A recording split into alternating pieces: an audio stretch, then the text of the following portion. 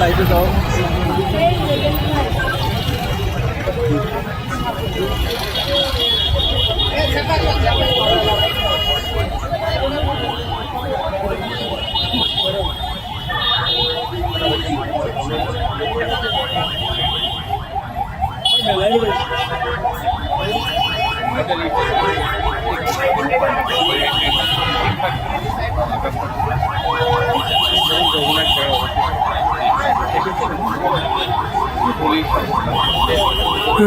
দর্শক, আপনারা দেখছেন নন্দন সরাসরি। নন্দন সরাসরিতে আমি মইনুল ইসলাম আপনাদের সাথে যুক্ত হয়েছি হোটেল ইন্টারকন্টিনেন্টালের মোড়ে।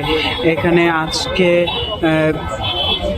বিএসসি ইঞ্জিনিয়ারদের প্রতি চলমান বৈষম্য এবং মেধাভিত্তিক নিয়োগের দাবিতে বাংলাদেশ প্রকৌশল বিশ্ববিদ্যালয়ের শিক্ষার্থীরা প্রধান উপদেষ্টার বাসভবন যমুনা অভিমুখে একটি পদযাত্রার ঘোষণা দিয়েছিল। সেই পদযাত্রা কর্মসূচি থেকে তারা এই মুহূর্তে হোটেল ইন্টারকন্টিনেন্টালের সামনে আসছে। এখানে তারা পুলিশের বাধার মুখে পড়ে এখানেই বর্তমানে দাঁড়িয়েছে। তারা এখানেই অবস্থান করবেন এবং এখান থেকেই তারা ব্রিফ করবেন বলে জানিয়েছেন। এই মুহূর্তে তারা এখানে নিজেদের মধ্যে কথাবার্তা বলছেন, এরপরে গণমাধ্যম কর্মীদের সাথে ব্রিফ করবেন।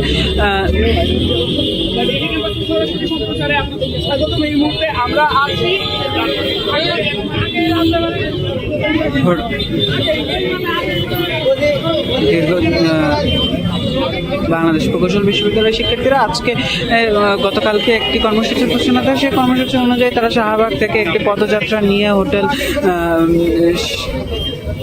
ইন্টারকন্টিনেন্টালের সামনে দিয়ে প্রধান উপদেষ্টা বাসভবন যমুনার উদ্দেশ্যে পদযাত্রা করার ঘোষণা দিয়েছিল। সেই তাদের যে পদযাত্রা, সেই পদযাত্রা কর্মসূচির কারণ ছিল, তাদের দাবি ছিল যে বিএসসি ইঞ্জিনিয়ার যারা আছেন তাদের প্রতি হওয়া বৈষম্য, এই বৈষম্যের প্রতিবাদে মেধাভিত্তিক নিয়োগের দাবিতে তারা তাদের এই পদযাত্রা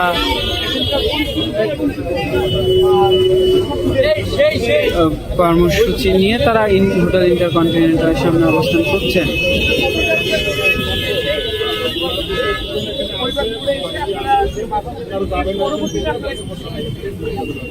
আমরা একজন শিক্ষার্থীর সাথে কথা বলবো। কি দাবি নিয়ে আপনারা আজকে আপনারা সবাই জড়ো হচ্ছেন? হ্যাঁ,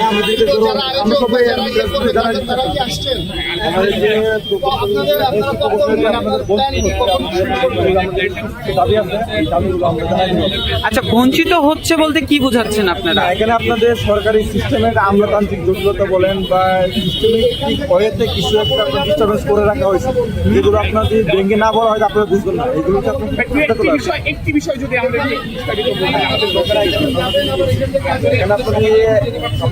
সরকারি চাকরি দেখেন, আপনারা দেখতে পাচ্ছেন যে আমাদের বেসিক প্রকৌশলীদের জন্য আপনাদের গ্রেড হচ্ছে 9 গ্রেড, আর আপনার ডিপ্লোমাদের জন্য হচ্ছে সম্পূর্ণ ব্লক করে রাখা হয়েছে 10 গ্রেড। আমরা এখন বর্তমান যে সার্কুলারগুলো যে আপনি দেখেন 2020 পরবর্তী সময়গুলোতে সেখানে আপনি দেখতে পারবেন বিএসসি প্রকৌশলীদের 9 গ্রেডের সার্কুলারগুলোর পজিশন জব ওপেনিং কমতেছে। এখানে আপনি এগুলো ফিল আপ হচ্ছে আপনার 10 গ্রেড থেকে যারা ডিপ্লোমা প্রকৌশলী জয়েন দিচ্ছে তাদের পদোন্নতির মাধ্যমে এগুলো আপনার ফিল আপ হচ্ছে, সরাসরি নিয়োগ কমে যাচ্ছে। এটা সিরিয়াস একটা কনসার্নের বিষয়। এরকম আরও কিছু দাবি আসছে আমাদের, সেগুলো আমাদের প্রেস নোটে জানা যাওয়া হবে। আর কিছু বৈষম্যগুলো আপনাদের ভেঙে না বলা হয় তাহলে যেগুলো আপনারা বুঝবেন না। আমরা কতটুকু আপনারা রিসেন্টলি আপনার মেট্রো ল্যাব একটা নিয়োগ বিজ্ঞপ্তি দেওয়া হয়েছে, সেক্ষেত্রে আপনাদের খেয়াল করেন। হ্যাঁ, আপনারা যদি সেগুলোতে আপনি খেয়াল করেন দেখতে পাবেন এই জায়গায় সেখানে আপনার 10 গ্রেডে ডিপ্লোমা প্রকৌশলী নিয়োগ দেওয়া হচ্ছে, কিন্তু আপনাদের 9ম গ্রেডে কোনো নিয়োগ নাই। 9ম গ্রেডে নিয়োগ হবে সম্পূর্ণ পদোন্নতির ভিত্তিতে। কোনো বিএসসি ইঞ্জিনিয়ার নিয়োগ হবে না নবম ব্যাচ। ঠিক আছে ভাই? আর আমাদের দাবি দাবাগুলো সবাইকে আপনাদের জানা দেওয়া আর তো না বলি। আচ্ছা, ধন্যবাদ। দর্শক, আমরা কথা বলছিলাম বাংলাদেশ প্রকৌশল বিশ্ববিদ্যালয়ের শিক্ষার্থীদের একজনের সাথে। তিনি জানাচ্ছিলেন তাদের যে দাবি, সেই দাবির বিষয়ে তিনি কথা বলছিলেন আমাদের সাথে। তিনি জানাচ্ছিলেন যে তারা যে বৈষম্যের কথা বলছেন সেই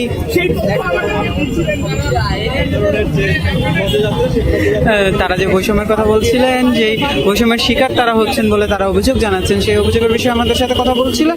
তারা জানাচ্ছিলেন যে সরকারি চাকরিতে দশম গ্রেড যে চাকরিটি আছে, সেই চাকরিতে শুধুমাত্র ডিপ্লোমা ইঞ্জিনিয়ারদের জন্য সেই দশম গ্রেডটি ব্লক করে রাখা হয়েছে। অর্থাৎ শুধুমাত্র দশম গ্রেডে সেই